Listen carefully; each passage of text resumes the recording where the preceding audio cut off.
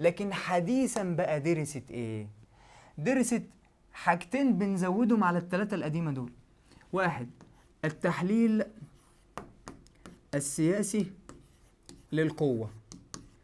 اتنين، النظام العالمي الجديد وما نتج عنه من تغيرات. يبقى دلوقتي قديما كام؟ 3. حديثا كام؟ 2. غلط.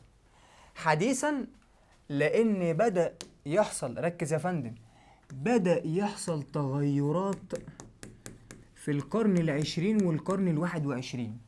بالمناسبة من ضمن هذه التغيرات اللي حصلت في القرن العشرين والواحد وعشرين سقوط الاتحاد السوفيتي. فلما الاتحاد السوفيتي سقط، سيادتك عارف ان عدد الدول زادوا ل15 دولة. سقوط اتحاد اسمه يوغوسلافيا.